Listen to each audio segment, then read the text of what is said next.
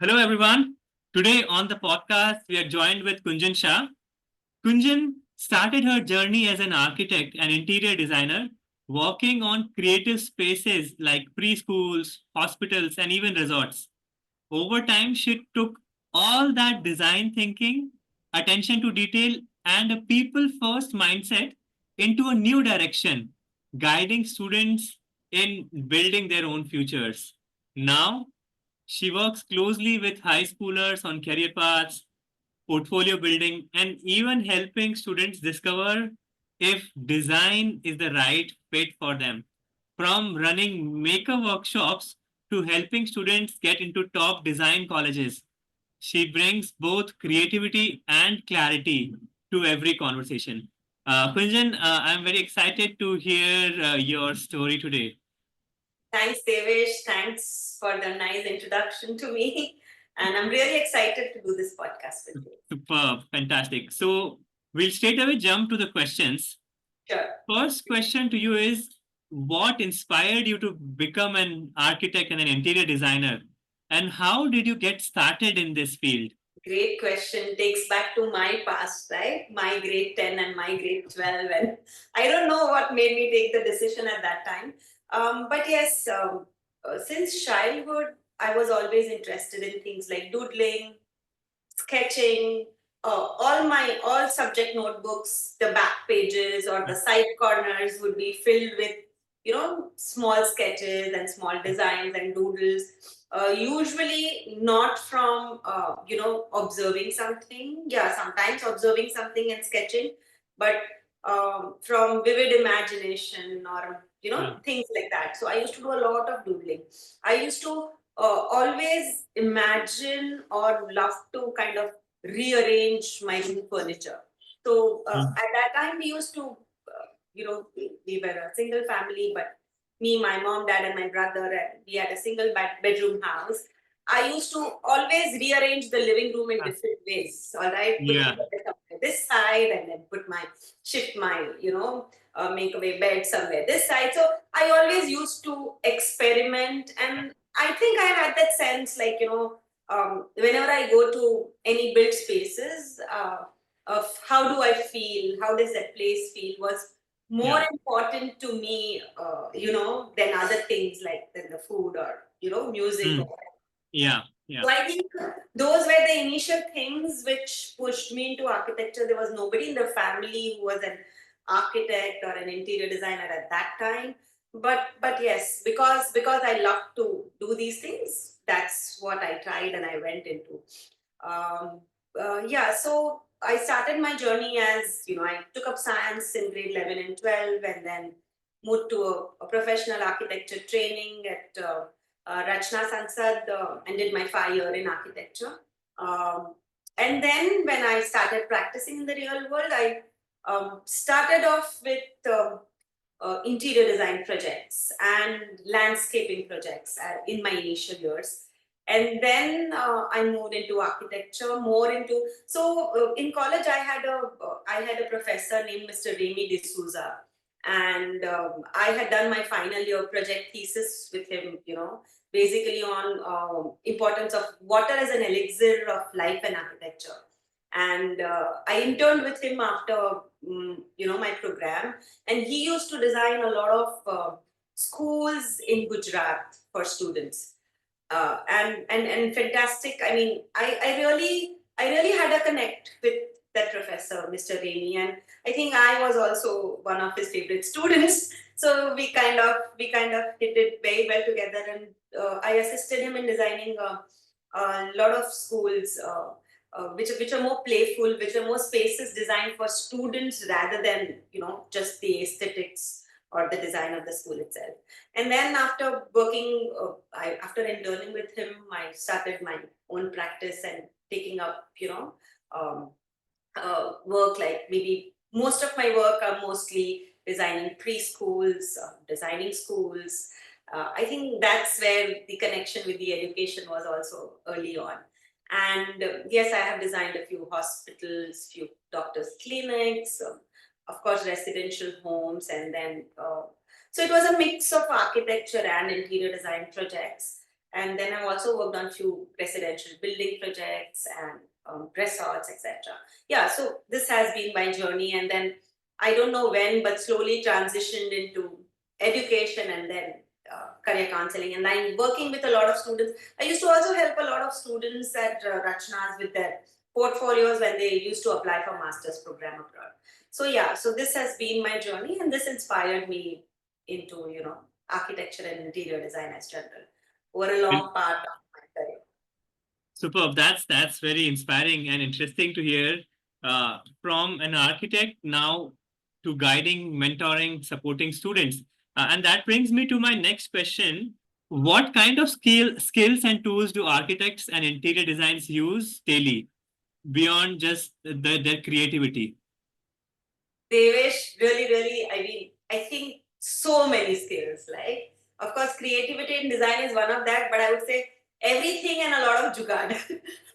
So, lots and lots of that. So, when you are in college, like when I studied formal education architecture, okay, the skills we are of course taught are design thinking, right? Usually given a prompt or a question that okay, hey, this is the plot size and these are the hypothetical users and whatever, these are the guidelines that you have to keep in mind, like height restrictions or etc., and design for say a particular user. So they would give you a user, okay, design for say a corporate world, or design for say a resort or any project, all right, design for a community center. So they'll give you cues and guidelines, and then you have to use your visual abilities, spatial abilities, your 3D design, and how would you arrange those shapes, how would you create those volumes, those spaces for people to use. So basically, what we were taught at that time is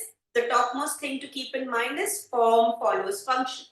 All right. So whatever form or design that you create is not the topmost thing, but the function is the topmost thing. All right. So the function of the spaces that you create is more important than the form, the design, or the shape. All right. So basically, here again, the skills are a lot of design thinking, a lot of innovation on how to make certain arrangements, or what will be the design, what will be the height, space, etc. A lot of 3D visualization. Also, being an architect, a lot of calculations in terms of whether whatever you have designed is actually going, how it's actually going to take shape, right? The physics behind it, the mechanics behind it, the calculations, the loads. So there's a little bit of engineering aspect also, specifically in architecture, not that so much in interior design. All right. So these are the kind of skills you're taught in school. All right. But when you actually start practicing in the real world, there are so many other skills that you need to develop. Number one is listening and understanding. So, whoever the user is, whoever you're designing for, you need to make sure you take all the requirements. Here, there's no college or school coming to you and guiding you and giving those prompts, all right? So, you need to ask them the right questions to get the right details and understand them. So, being a very good listener, being a very good data collector, being empathetic and trying to understand what the party needs. Number two, communicate, right? So, whatever is now going on in your mind or whatever are your ideas, you need to sketch them, you need to produce them in a way that you explain them or present them in front.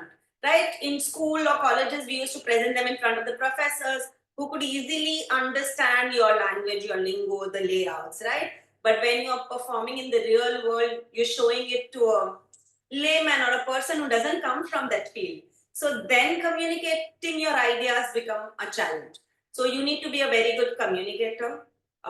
Then of course you need to have the work skills, right? The sketching skills, the designing skills, the software tools which keep on changing and building as the years have gone. Like initially we used to draw on that board with a T square and a set square and create manual drawings, and then we moved to AutoCAD and then now Revit and now whatnot. So many with AI. I mean, I don't know. So the tools keep on changing, but the skills remain the same. All right. Number three, of course, there's a lot of management skills also, because you need to manage all the parties from where the materials are being sourced. You need to also communicate with the workers who are going to construct or build your design as per your requirement. You need a lot of collaborative skills because you are an architect, there'll be a civil engineer on the project, and there may be a lot of other experts, like somebody who is looking at the air conditioning, somebody is looking at the plumbing, somebody is looking at the electricals. So collaboration between various departments, and you are the one who are overseeing that everything runs smooth. All right, so it's not only about creating drawings and making visually effective things. You also work on normal things like Excel sheets and data charts and a lot of numbers, and see that all the departments are working in place. Yes, so all rounded skills. All right, so basically I would kind of sum it up as a lot of problem solving, because that's what you need to do. There'll be restrictions on the budget, the client's budget. So whatever you design, you cannot just have your aspirations and build a design. You need to keep a lot of things into consideration: the climate, the location, the topography of the site, what does the client needs, what's the budget, etc. So a lot of problem solving, lot of listening, lot of function or purpose over just looking pretty or looking aesthetic. So basically, design is, I can say, behavior plus emotion plus space, and all the other skills that any business would need: collaboration, management, all of that. Yes, so these are the skills the student should look forward to. Usually, most of the students begin with being artistic, but as soon as they go into architecture and interior design, they have to make sure that they are not possessive with their art or design, because they need to be very flexible. You need to keep on changing and amending your design as per other people's need. And I've seen that frustration with many of my friends in cohort, right? That they came into architecture with a certain mindset, but then when they moved into the real world, they they changed their path sometimes because they felt that they don't have the freedom to do what they want to do. Because right, every designer or every artist comes with a certain set of their own mindset and own freedom to do certain things, but then you have to comply to many other things here. So there have been people who moved to other streams from architecture when they felt that this freedom is being restricted. Yeah. So you need to keep that in mind when you're looking at architecture as as a field. Interior design is a lot more simpler, I would say, but it has its own. I mean, it comes with its own kind of agenda. There's too much of smaller things that you need to take care of. Too many things about material design. There's not too much of engineering there as architecture, but yes, a little bit knowledge about the structure and the stability and the space as such. Absolutely fantastic. Soft skills, hard skills, That's it. and along with problem solving ability, managing multiple stakeholders, and most interestingly, understanding that it is form follows function. I think that's a very interesting phrase that I learned today. That was drilled in our minds. I mean, our Yeah, teachers used to always. I mean, sometimes, and you have to be a very strong at heart. Like, you will put in nights of your work and you will build a project, and they'll find some mistakes, and they'll purposely kind of tear it in front of you, or just throw it in front of you, break it in front of you, and yeah, you yeah. cannot be attached. So that detachment from your creation is Yes. what we were taught, Yeah. right? So And be preparing you for real world because that's how preparing people us for should real world. behave. Yeah. Yeah. In Yeah. real world, you take your design to the client and they say that this is not what I want. You have to Yeah. rework it. So you can't be possessive of what you've done. You have to be very flexible. You have to be very open to Yeah. moving on to the next. And Absolutely. very, very innovative. You have to innovate all the time. Right? Yes, absolutely. So, coming to difficult clients and difficult projects, can you share a real world project that challenged you and what did you learn from it? Actually, each and every project had come up with its own challenge and own learnings. I absolutely enjoyed my school projects that I designed for kids, because I don't know, it came naturally to me when you are designing for that. I mean, you have to really look from their point of view, like how the space would feel to a little one and their eye and their detail and how they're going to use it. And because here you're not designing from an adult perspective, you're designing from, when specifically when we're doing preschools, right? And how we can make those spaces more playful, maybe go up through a stair but climb down with a slide. We created that like in schools, right? And so a lot of learning there where we were, so you need to understand their mindset, basically their height. So ergonomics, like you need to make sure that everything is as per their body height, their hands, so I learned that when I was working with kids. But then later when I was working on the resort project, the terrain was hilly, all right? And when you are supposed to design for a hilly terrain, you need to make sure of all the heights, level differences, where you're going to cut, where you're going to fill. So when you're doing things on paper, they look fine. When you measure the contours and you're doing things on paper, they look fine. Your design is perfect. But when the actual work starts, all right, yeah, it's not exactly as per the measurements taken. There is human error. There may be hard rock somewhere where you thought it would be a soft soil. So you need to again be open and flexible and keep changing your design every time. But the most difficult projects, I would say, are when I work on residential projects or designing homes for families, or like interior design. Why? Because here there's no single person you need to deal with.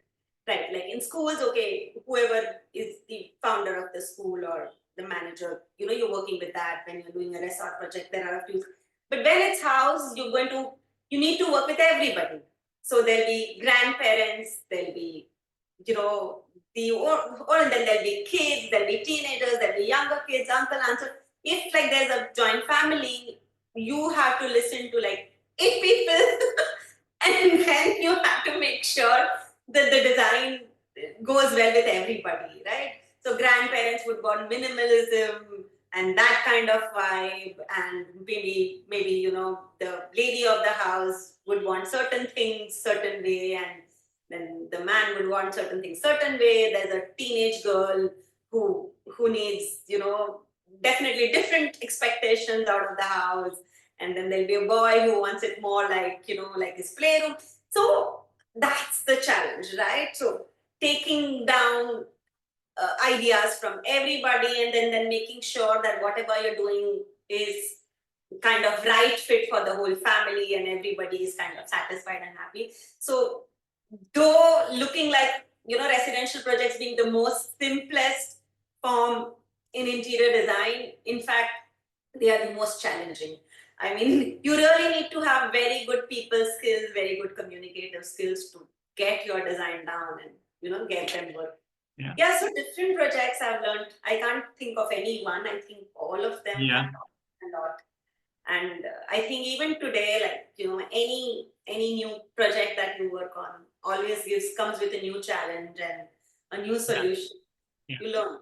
Yeah. Yes, absolutely. I think there is no one size fits all solution here. It's everything is unique, everything is customized, personalized.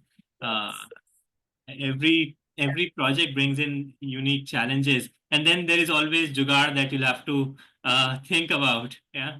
I think jugaad is like the key, right? You have to do it somehow. You have to do it somehow.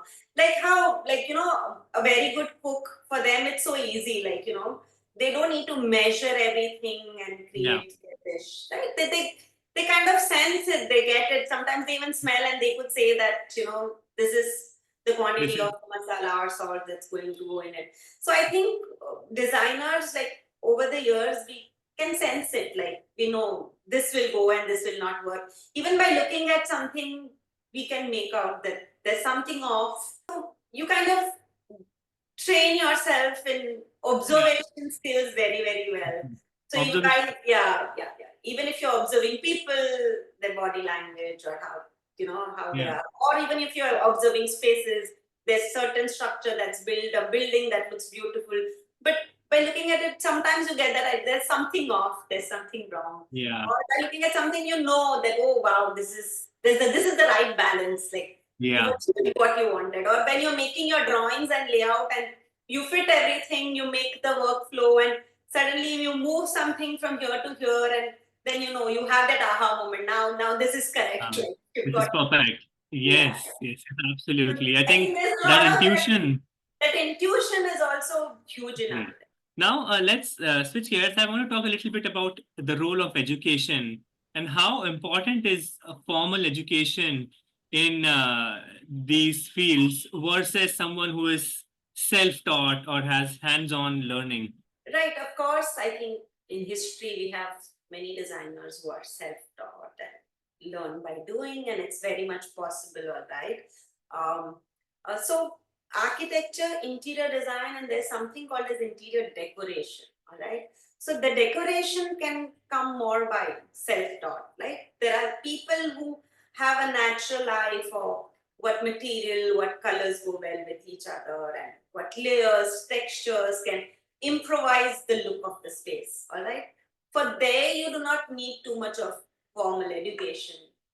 That comes by your own skill and your own taste, and probably by looking at things and following a lot of Pinterest. So now, like in our old times when I was studying, we did not have too much of visual media at our hand, and we used to rely on books and sketches and photographs taken, right? But now we have Pinterest and so many mood boards and so much visual media. So people who kind of look at that, you create that taste, and they themselves have that natural eye for detail.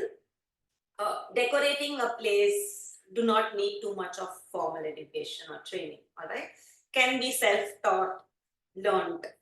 But when you talk about architecture, there are a lot of technical aspects that need to be taken care of, right? When you're designing a structure, the mechanics, the loading behind, the size of the structure, the beams, what strengthening material goes into that, what are the various materials that you can construct with, right? Load bearing, non-load bearing.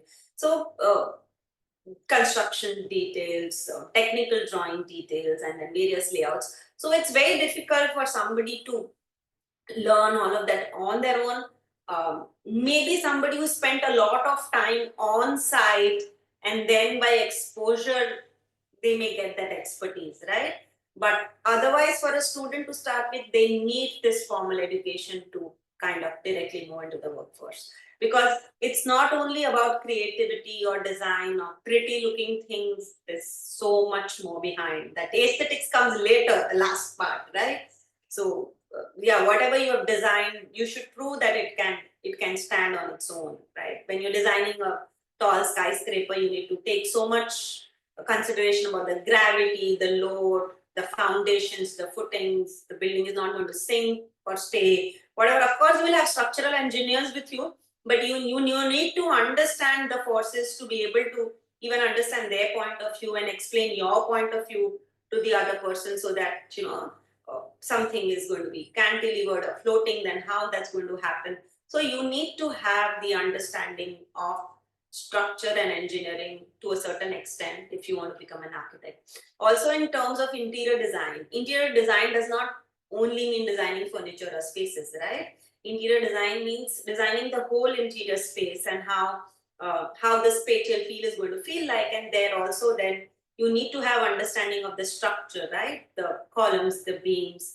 You can't just simply knock off walls or beams or columns just because you don't want them. The structure is going to fall, right? So you need to have certain knowledge about the structure, the strength, how are things going to perform, and you need to do a lot of detailed study about material science also, like what material will work well and why. And now people have become so conscious about sustainability and organic materials, how they're going to affect your health because you're going to spend time there. So there's a lot of learning in various fields when it's not just about design, but how your health, how you're going to feel, how you're going to function, how your design is going to make the life of the person who is using it easier or simpler, or how they're going to kind of also be in sync with their culture or their daily ritual or their habits, all of that. So yes, formal training helps. Yes, but there have been people who are self-taught and doing great. Uh, but then you need that kind of time or devotion to a particular art or skill to be able to get that, right? And of Absolutely, course, then the absolutely. tools that come with it, right? The Hmm. AutoCAD, the sketching tools, and the 3D visualization tools, all of that. So you need to learn all of that too. I think it's a combination of formal training plus experience and learning as you go. Yeah, Yeah. yeah. I think Okay. that's true for any and every field, right? That there's the education and then there's the real world and the gap which needs to be filled Yes. with yes, like internships and real hand experience that go hand in hand. Absolutely. We are almost coming towards the end of the session, Kunjan. My final question to you is what advice would you give to a high school student who is interested in architecture and interior design as a career? So really, there are so many students who who I come across, and they always say that architecture is something I'm interested in, but I don't know what actually it is, or what are the other design fields that I can look into around architecture or with architecture. So yes, first and foremost, you need to identify that your visual and spatial and 3D abilities are strong. All right. So if you look at a shape which is a complicated 3D form, you should be able to judge or gauge what it is going to look like from all sides, or how are things going to come together. All right. So you need to make sure that those abilities are strong. All right. Just being good at drawing or sketching may not mean that architecture may be the right field for you.